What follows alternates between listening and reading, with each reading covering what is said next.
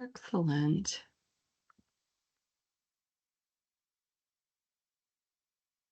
All right. Just respecting everyone's time, I think we'll go ahead and get started, everyone. My name is Lori Joyce, and I am a project specialist here at MetaStar, and I'm accompanied by many of my team, and we're really excited. Thank you all for joining us here today. We hope that this is a really valuable program where the topic is interoperability in action, community crisis response.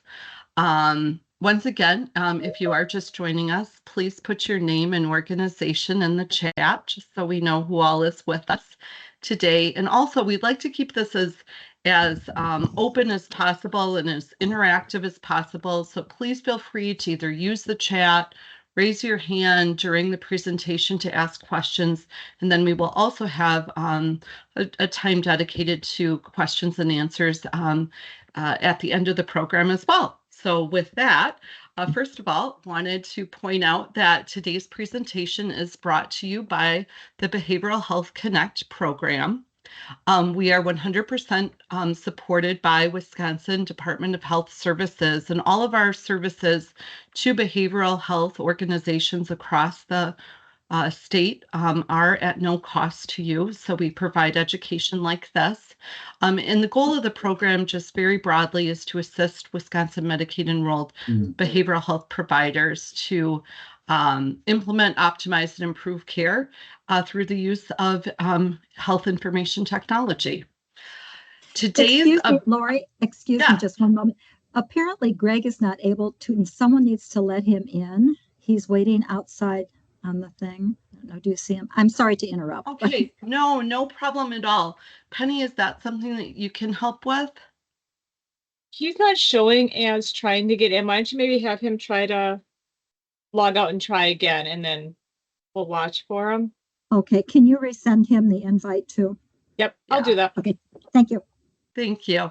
And today's objectives are to first of all learn about the Chequamegon Accountable Community for Health, the CATCH program that is up in Ashland and Bayfield Counties.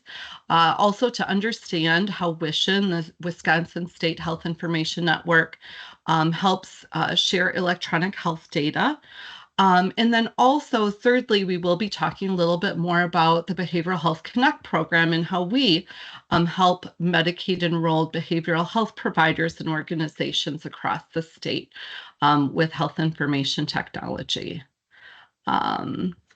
With that in mind, and Greg, I can see you joined us. I wanted to introduce very briefly today's speakers. We're really excited to have Amy and Wendy with us from the CATCH program. Thank you so much for making time in your day. As well as from WISHIN, we have Carol and Greg, who will be presenting a little bit about WISHIN, and then myself, Lori Joyce, from MetaStar, along with my colleague, Penny Bartelt.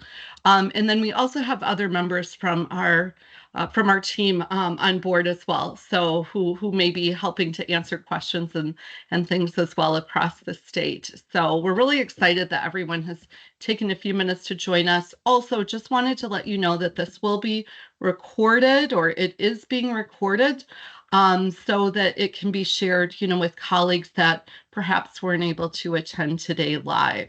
So with that, I'll go ahead and turn it on over to the CATCH program. Thank you so much. We are so excited to be sharing the project with you today. I'm Wendy Kliger, and my colleague Amy Severson and I will be sort of passing the virtual mic back and forth a little bit as we go through. So we wanted to give you an introduction to the CATCH Plan project.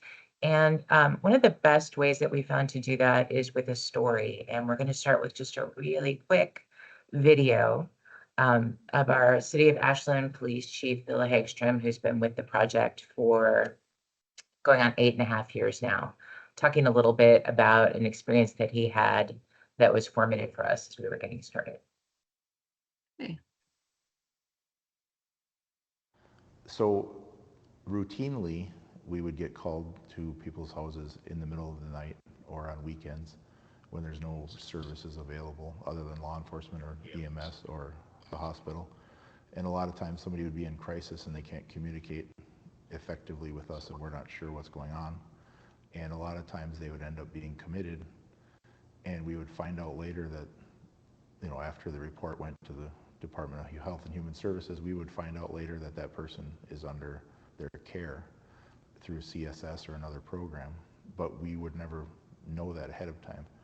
And sometimes if we would have known that ahead of time, we could have made a phone call and asked for support at that time and maybe avoided taking that person out of their house and putting them in the hospital, because that probably wasn't the best thing to help them at the time. It's frustrating sometimes when you deal with a person that you know receives mental health services somewhere or medical services, but because of HIPAA and other rules and laws that the hospitals have to follow, they're not able to communicate with us about a patient because they can't admit that that's a patient of theirs. And I had a scenario one time where someone called, they were very concerned about a young man that they were working with who was doing things that were pretty upsetting to them, but nothing to the bar that was, you know, criminal, and it was definitely a mental health thing. And that coworker knew that he was in mental health services and that he had an appointment coming up. And they wanted a message sent to his mental health provider that he was struggling and exhibiting some of these behaviors because they thought he needed medication adjustment. So I literally called every single place in the whole area that you could possibly go for mental health treatment, and was never able to confirm if whoever I talked to actually was the provider or not. So I gave the information to every single one, hoping that it got to the right person, but it just shows a lack of being able to communicate is not helping the participants. Yeah, you're welcome. Give me a second to get back to the next slide. Here we are. So Bill's story was really important for us because we realized that although HIPAA is a crucial value and our project goes to great lengths to protect the information that's shared with us, if HIPAA is the only value, there are frequently occasions where information and communication that could really help the situation move forward in a better way are unavailable. So we needed to find a way to improve information sharing and teaming that was legal and ethical, that everyone that we had as partners felt comfortable using. Next slide, please. So the group, in thinking about how to infuse those emergency or crisis encounters with more of that information, came to the idea of creating a community safety plan that would be filled out with the assistance of a facilitator from one of our partner agencies, and that could be stored in a HIPAA compliant database and pulled down for use in one of those crisis situations. And we got there because there was a strong sense in this group when we came together that emergency detentions are kind of the hammer of crisis services, and that we wanted to be able to not treat everyone like a nail, and that if we had more diversity and more information, we would be able to turn down the dial on the use of emergency detentions, and that was really going to be better for everyone, for individuals who wouldn't have to, in our rural area, leave and frequently go, you know, many hours away to receive care, for first responders, for hospitals, for families, and also just the expense of emergency detentions for counties. Everyone had an investment in being able to both improve the quality of care and save that money from that improved quality of care. Next slide. So catch plans are a safety plan, and they're also a way to share information. So if I am in Chief Hegstrom's position and I've received a call, I can go into my database, check the address and the name that I have for that person, and pull down that information and use it to make that call go better. So it is very much a tool that can be used in crisis, but as we worked on this, we realized that it's also a prevention tool. We didn't set out with the idea that we would make plans and that plans would actually prevent crises from happening. And we'll talk more about that as we go on. That was an outcome that turned out to be really fantastic. But the other thing that happened was that we found that by virtue of creating these plans and having this process, we created a forum for agencies to collaborate. And that has improved the crisis process, but also a whole lot of other things that we do together. And we'll talk more about them.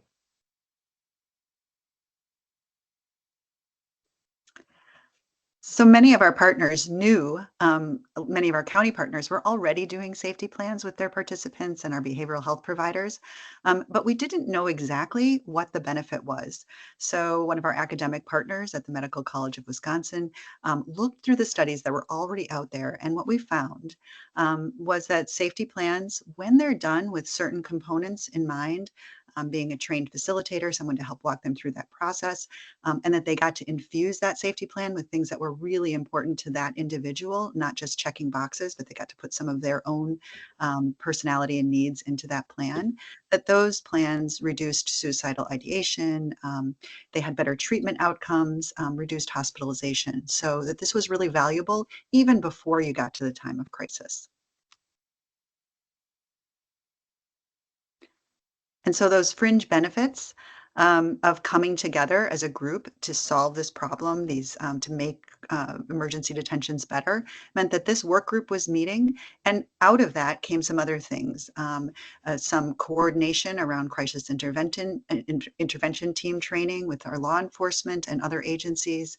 The Columbia Suicide Severity Rating Scale was adopted by all those work group partners so that they were using the same tool. So if they called and said, hey, I've got someone that needs help, they were speaking the same language as the agency they called. And then it also became that informal space for problem solving, that even though we had to move to Zoom during the pandemic, as many of us did, we maintained a little space at the end of every meeting for that water cooler conversation. Hey, can we talk a minute? I've got this person, or I had this situation happen. And those informal problem solving spaces often lead to bigger and better outcomes. So what's in a safety plan? What's in a catch plan?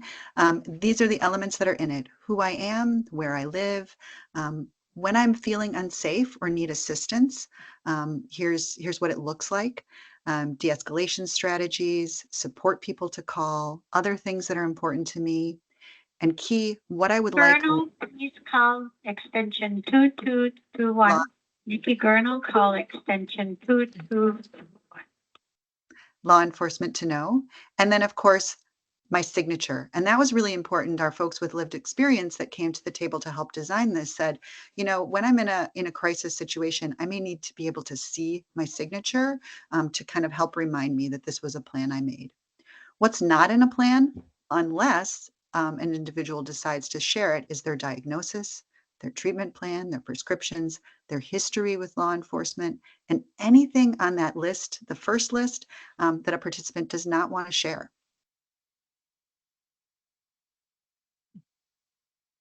Always accompanying our safety plan, our catch plan, is this release of information. So this is what makes it the legal and ethical piece, is that this person has read and understands that release of information that says that information will be shared with catch partners, that it will be used only to ensure safety and well-being, that it can be revoked at any time except during a crisis, and that the ROI stays linked to the catch plan. And that I, as an individual, am publishing this to WISHIN through the Catch portal. So storing and accessing plans. The first idea was, the law enforcement said, can we just have a binder of all these plans in the back of our cars? Well, everyone who works in healthcare knows that that's not an okay way to store information. So we were lucky enough to be connected through Karen Timberlake, who was working with us at the time, with WISHIN, who said, wow, this is a great idea. WISHIN is a statewide, not-for-profit that does health records exchange, and they'll talk more about themselves later. But what they did for us was they created a portal that we could access with our HIPAA and non-HIPAA compliant partners like law enforcement to share that information and keep it in a safe storage. And that it was going to be available to us 24/7 because crisis doesn't stop at 5 p.m. Amy, a question just came up from Betsy Johnson. What percentage of individuals have you found are willing to sign a release of information and to have a plan in the portal? This is a great thing that we touch on a little bit later. I don't have an exact percentage for you, but I'll tell you that everyone who comes through the CCS programs in Ashland and Bayfield counties does this base safety plan, as part of their treatment. And then it is optional, not dependent on treatment, whether or not they would like to sign that release of information and upload it. So I haven't done the percentage numbers, but I can tell you that we've had more than 100 plans made in Ashland and Bayfield counties, and we're small counties, so our partners feel like that's a pretty good number. And the number of active plans that we have is around 50 to 60. So connecting with law enforcement information systems, this was something that our law enforcement partners were really willing to do, but they knew that logging into a separate system slows the process down. It takes time and it's not always feasible for our partners in law enforcement to do en route to crisis.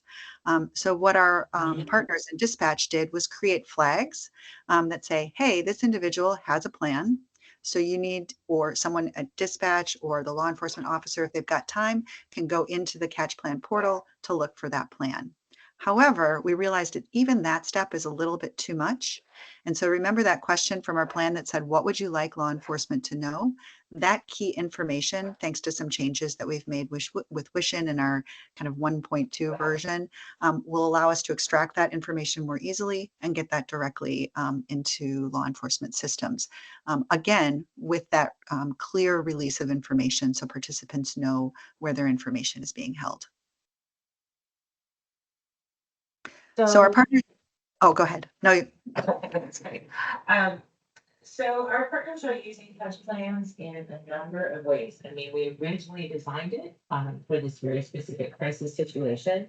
And then as we moved into broader and broader use, we found it had more applicability and that participants actually became key users on their own of plans because people started sharing them. People started sharing them with support people and family and with their medical and healthcare team.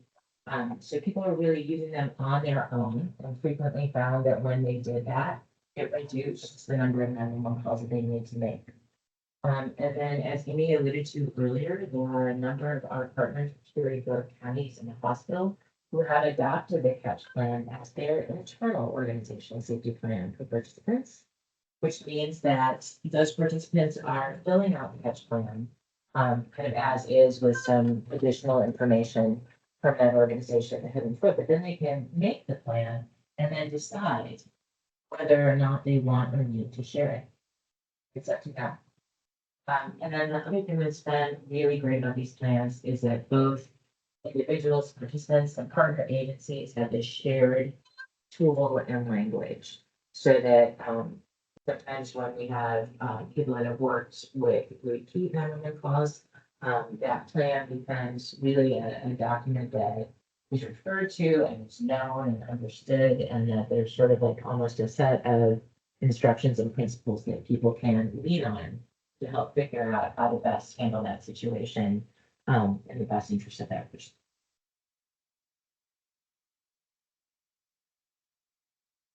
Here, what we did, I know the slide is a little overwhelming, but what we wanted to show you is that we went through like a lot of process between when we started in 2017 and now, and built out kind of a lot of the pieces of this project.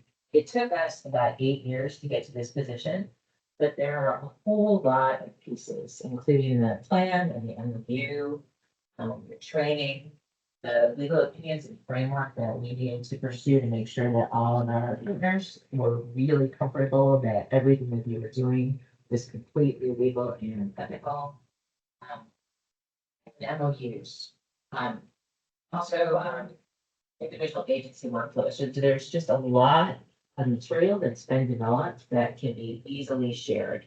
So anyone who would like to implement a process like this doesn't have to start at ground zero. We have templates that you can take and then adapt to work for your situation.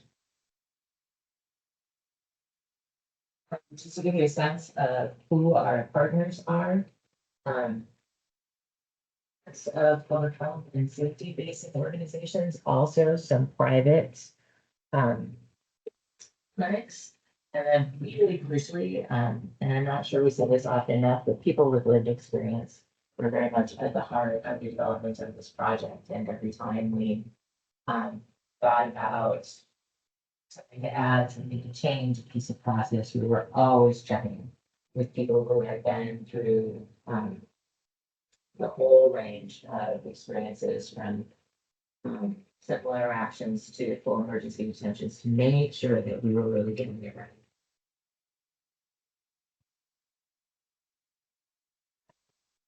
About what our partners have to say, I don't want to read you all the quotes, but we've had a really wonderful response, both from our partners and what we don't have in this slide that we are in the process of doing right now is we're interviewing participants as well.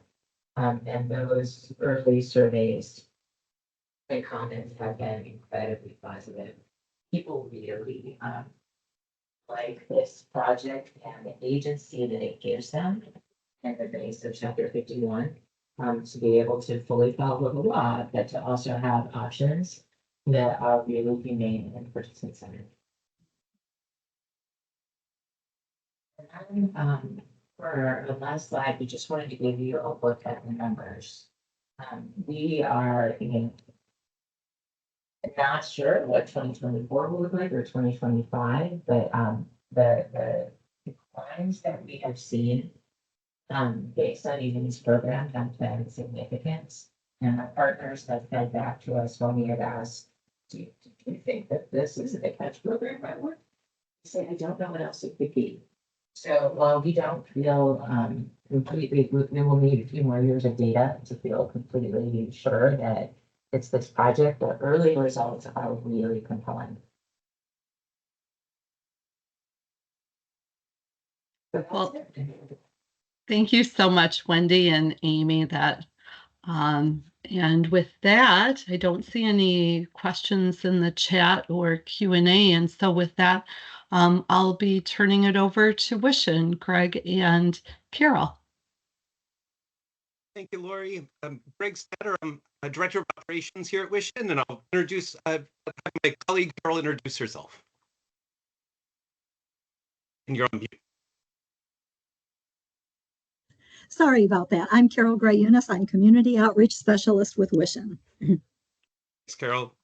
Well, thanks to Penny and Lori and MetaStar for bringing us together, and Wendy and Amy.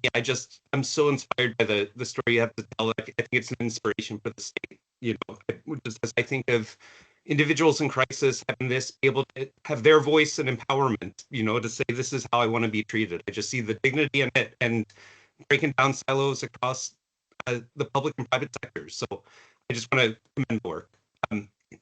So I'll talk a little bit more about WISHIN broadly and then kind of tie it back to the CATCH program, if that's okay with everyone. WISHIN stands for the Wisconsin Statewide. Greg, I just wanted to let you know that your voice is a little bit like coming in and out. So I'm not sure if you want to mute and unmute yourself just to see if that helps. Sorry. Let's do it. Yep. And then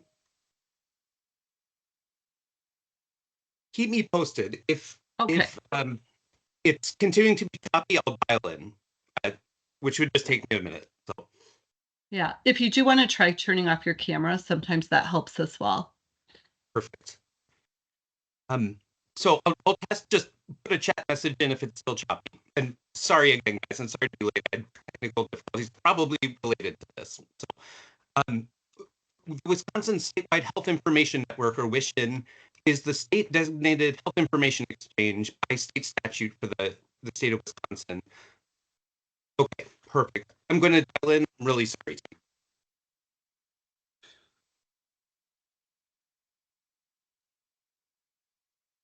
Oh, Greg, we can't hear you at all.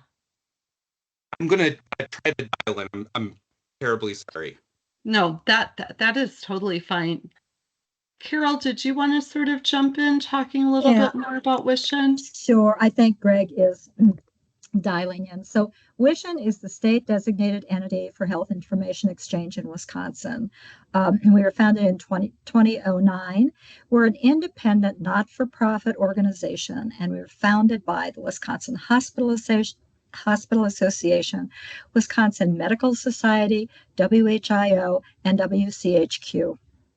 We are an ubiquitous vendor-neutral electronic health information exchange, and we bring the benefits of widespread and secure interoperable health information technology to Wisconsin.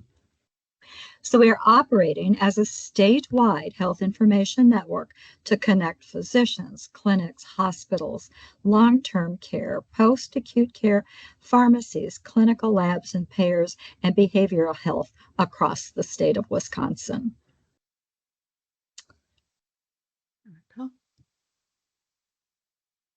Can you all hear me? Yes.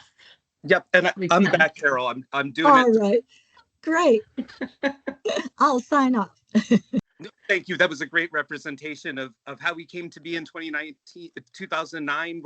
We'll have our 15-year anniversary coming up. So thank you again, Carol. Sorry, everybody. So WISHIN has over 2,200 sites of care throughout the state, including most of the large health systems. I think the two notable ones that we don't have on right now are Aspirus, which I know is helpful up north, as well as Mayo. But just about every other health system in the state, many of the safety net clinics and FQHCs, also a big network in the post-acute space. So skilled nursing, rehab facilities. And then we have a lot of inroads in behavioral health throughout the state, including Division of Care and Treatment Service facilities, Milwaukee County Behavioral Health Division. We're actually in talks with several behavioral health county DHHS behavioral health across the state, as well as the county jails and Wisconsin Department of Corrections. And then finally, we've been making a lot of progress recently with several government agencies outside of behavioral health, including local public health departments, EMS, and then adult disability resource centers, which seems like an interesting use case, but for benefit determination, you need diagnoses. And so they're using it, and that's a HIPAA approved use case. So just kind of a little bit more about the broader WISHIN network. And then the next slide talks about our flagship product, which is called WISHIN Pulse, and we call it a community health record. So we have real-time data feeds with all the participating organizations. So as soon as something's charted in Epic or any health record, it automatically, within 5 minutes, is in WISHIN. And one thing that's really nice about it is it aggregates data across multiple organizations. So especially with someone in crisis, I could see being in multiple health systems over multiple days. It's, one place you can go and kind of in chronological order see kind of the progression of a patient, through the months and years and look for patterns. Some of the key pieces of information in WISHIN are ADTs, which are admit, discharge, transfer information. So when someone's admitted or discharged from a hospital, also things like problem lists and diagnoses are in there. We have lab and pathology results, care summaries, radiology, and then we have more and more transcribed reports, which are things like histories and physicals or discharge summaries, kind of those more text-based things. And then care plans. And care plans is actually something that we started right before COVID, and this was for Medicaid SSI members. That's for those with disabilities. The Medicaid managed care organizations all put together care plans on what the plan of care is for different conditions, behavioral health, obviously physical health as well. And that also includes their contact info, which we found to be really helpful to coordinate. Sometimes just not having to go through a phone tree and knowing who to contact at a managed care organization to collaborate on a patient has been seen as really helpful. So this WISHIN Pulse system is really separate than the work that we've done with Catch, where this is clinical HIPAA protected information that has to follow a approved HIPAA use case.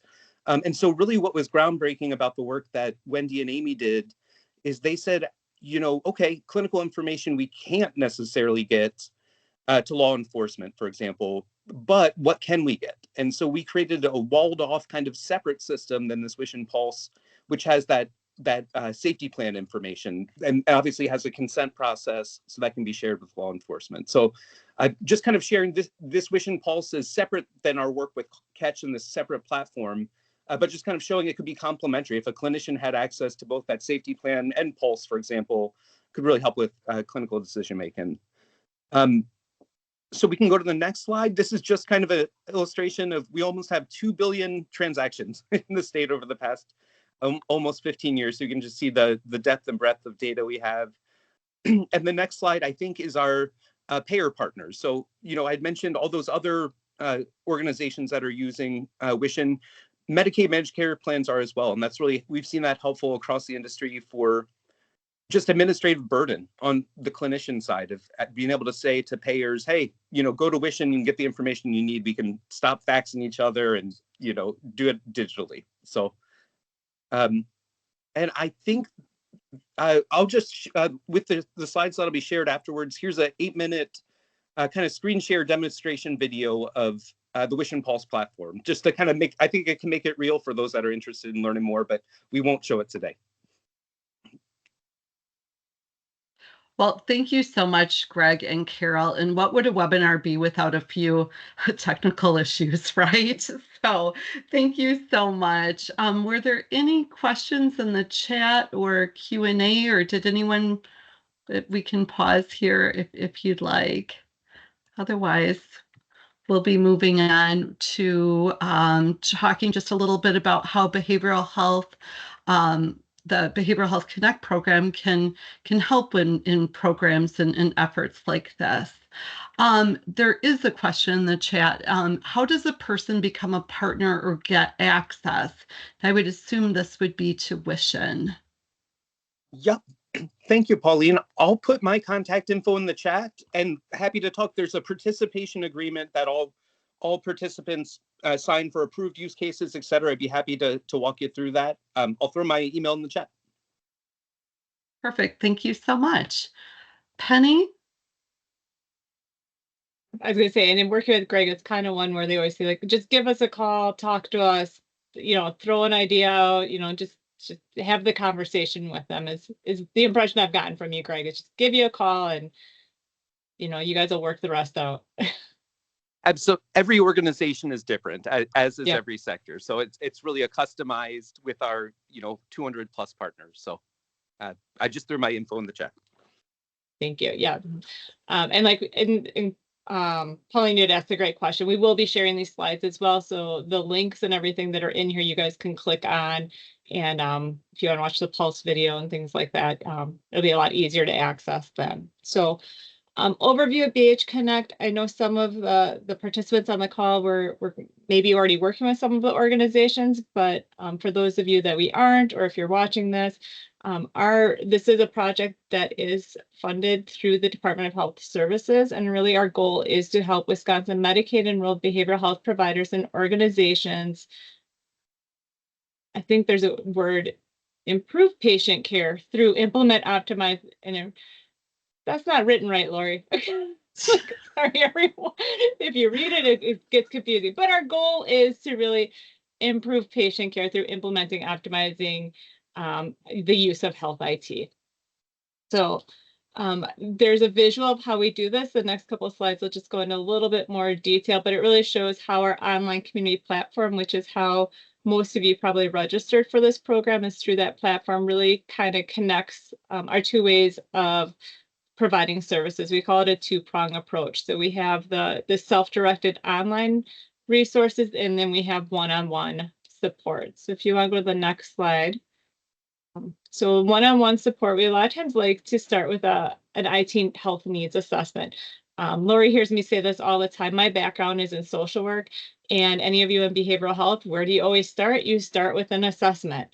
So I thought it was really great with the Catch program that you talked about. Really, this crisis plan or the Catch plan is just part of everything else you're doing with somebody. So it's not something that when they're in crisis, you need to think about developing. Because I know I've been in those situations where you're like, oh, we should really have a crisis plan. Well, they're kind of ramping up in crisis, where it's really good to do that is kind of standard practice. I thought that was great to hear that. And then it's that choice of whether they want to share it or not. And it's not the choice of, do you want to create one or not? You kind of take that out of the discussion. So that was one of those things that stuck up in my head. But similar to that, we start with a health needs assessment to kind of get a feel for what is the current state, what are some things that possibly we can help support.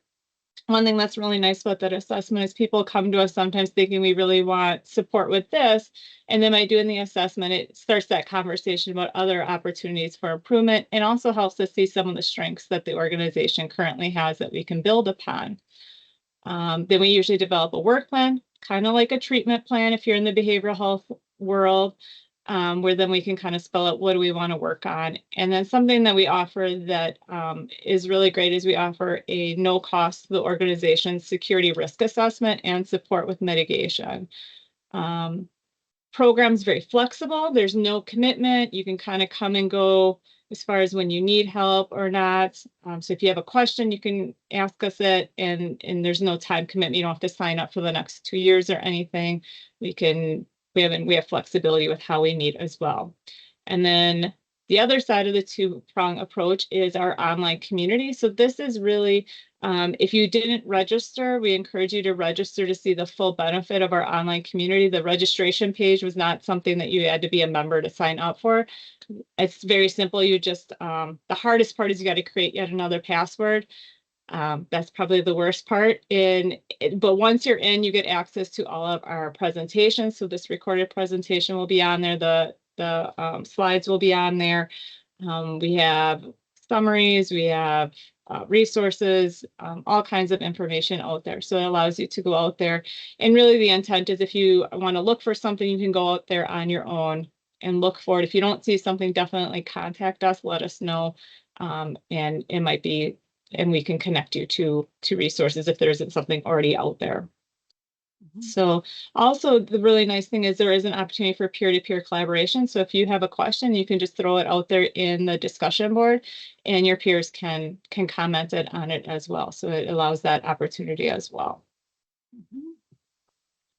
Excellent. Thanks so much, Penny. The other piece that I just wanted to add is how much the online community really helps when we're doing the one-on-one technical assistance. So we might be talking about, doing the SRA, and then we can point directly to the resources right there on the online community to help support you with that process as well.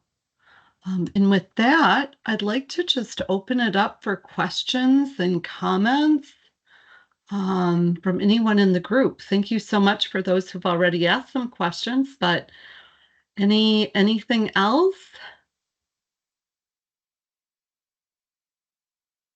Just because I was garbled earlier, I just want to extend my thanks again to Lori and Penny for putting this together, and the Behavioral Connect work. And I also just want to compliment Wendy and Amy on this program up north, which I think isn't a model for the rest of the state. What I was trying to say earlier is I'm just inspired by giving patient empowerment and dignity in a time of crisis. I just thank you for the work and sharing. Well said, Greg. Very well said. I know one question that, and this will give people time to think of questions if they have any, or just things I know I thought of in doing preparation for this work and learning about the program is there are other programs out there to kind of help with crisis support. And Wendy and Amy, I just was wondering, can you talk just a little bit about how the Catch program is a little bit different in how you approach it versus some of those other models in the state? Sure. There are other models working with law enforcement where folks can share what they might like to happen in a time of crisis. But what's a little bit different about the Catch plan is it's a full safety plan as opposed to just a little short set of instructions. It's almost like a mental health advance directive. Here's how I'd like to be handled in the time of crisis. And then the really key thing is that it's done with a trained facilitator, some of where there may already be a trust connection, and that kind of, and then there's access between all the different agencies, there's more information sharing and teaming.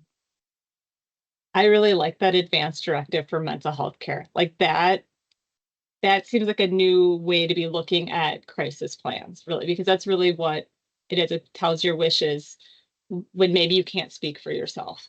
It's a really good way to frame that. I like that. And I'll just add that that facilitation piece turns out to be really key, because I think most of us, when faced with a set of questions about what we would like to have happen, it's not always immediately obvious to us, and it can take some time to really figure out what is it that I would like to have happen. What am I designing against? What am I designing for? So that facilitation piece, where in the context of an existing relationship, I think is really what's created the strong preventative function that we've seen in our plans. Yeah.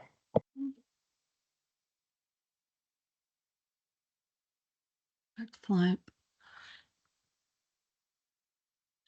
You know, one thing, Greg, that I know you and I have talked about in the past, and I was just kind of curious if maybe you could talk a little bit more. I know this is one great example of the work WISHIN is doing, in the northern part of our state that sort of touches on behavioral health. But can you describe some other uses that specifically behavioral health is using WISHIN for? Absolutely. Thanks for the question. And so several behavioral health hospitals, inpatient hospitals are in the network, and they use for everything from med reconciliation to getting people back with established behavioral health or other care. We have several behavioral health clinics on as well. I think one interesting use in Milwaukee County is with their behavioral health division crisis services, and they're really heavy users. Number one, continuity of care. How do you get people back to their behavioral health or primary care home, for that matter? Med reconciliations with all of the complicated, we have every Medicaid prescription fill is in the WISHIN database. So that's a great way to kind of say, like, are the meds reconciled, and have all that pieced together. And then, so I think behavioral health and being able to do it on the fly, that WISHIN Pulse platform I was talking about, which is separate, is just web-based. So it's just a website username, password. So in the field, they're able to use, which they've found really helpful. You don't have to be, back at your desk. And then one other kind of tangential thing in Milwaukee County is we have some community paramedic teams that work with individuals that often are in crisis. And so from the EMS side as well, that all those same pieces of information I was kind of sharing have been then seen to be helpful there. So I hope that helps a little bit. I'm excited. We're in talks with several county behavioral health divisions around the state, and think there's a lot of room to improve moving forward. So, and I will say WISHIN's a reciprocal network. So we asked organizations to send data to us that receive data. With 42 CFR, that has its own guardrails. So we actually haven't had a big push for all behavioral health data yet. We really want to make sure that we're on the right side of all those regulations. Again, just for the CATCH program, that's one of the reasons it's so inspiring, is what can we get to law enforcement, to first responders? And so. And Greg, one thing just came through the chat, and that was just sort of an interest in learning more about sort of WISHIN's use with EMS specifically. Would you mind going into that in a bit more detail? Absolutely. Pauline, great question. And we've done a lot of work with EMS across the state. Some privates, so like in the Milwaukee market, Bell's a big one. They use it more for the billing side of the house, but also for process improvement. And so that process improvement use case is one of my favorites. That's kind of my background of, and City of Milwaukee EMS uses it for that purpose as well of, let's take a specific condition, stroke patients. You can go in and do a chart review to see patient outcomes, because otherwise, you drop someone off at the hospital and you're kind of blind to what's the outcome of those runs. And so that's really been a powerful use case we've seen there. As I said, some for billing, and then really that point of care, when you're in the field in front of a patient, let's look up their allergies. Let's look up, what meds they're currently on, and that kind of real-time information. So those are some of the current uses. I think in the future, I've heard some talk about a potential waiver to allow EMS to take individuals to places other than emergency departments. Right now, by statute, that's the only place that they can take you. But if you have a connection to care in a clinic, could they take you to a clinic? You know, and so some of that continuity of care of who is this patient affiliated with and connected with, and getting them back is another. I'm dreaming now, but I think that could be a cool future use case. And Pauline did just put in the chat, you know, that as an EMT in the field, that information, just how helpful it really would be. I'll look forward to connecting, Pauline. Mm-hmm. I know, Greg, when you were talking to it, another thing that stood out was that use of SSI case management, having their care plans in there. And I'm like, what a great idea, because a lot of times that's addressing some of those social determinants of care that maybe are medical diagnosis, but it's helpful to know if you're working with someone that, one, they have a team that's helping address those, but you know, it's really that whole person care and really seeing the whole picture. And I just thought that's such a great piece that I think a lot of times is missing in the medical world, where they just, you know, you just see the list of diagnosis and things like that, but that those care plans can add some of those pieces that maybe aren't aware, or just seeing what resources that program can offer that person, like as far as smoking cessation and things like that. So that's really neat to see that you guys are really kind of trying to combine that whole person approach, so that when you are working with someone, you really can see, you know, you never know what information is going to be helpful till you see it, and you don't know what you don't know. So by giving as much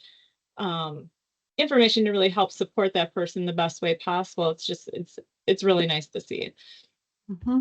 Thank you, Penny. I've always thought it can help coordinate care coordination of at least knowing who the MCO point is, and often there's other contacts at primary care and others. So again, rather than the phone tree, how do you coordinate all those folks providing that care coordination? And so Wendy and Amy's work up north, that makes me think family is often the forgotten care coordinator. And so I think in some ways, those links that you guys have thought about and talked about, that's like, I just so cool. Like, we don't think of them clinical, you know, but there's certainly care coordinators and trusted people to reach out to in those moments. Absolutely. Very good. I do have a question that Greg just sparked with the Catch program. Do you have to be, so you listed all the partners, could it be like North Lakes who develops the Catch plan, or is it only like through CCS or so, or it's kind of open, whoever wants to create one kind of a thing?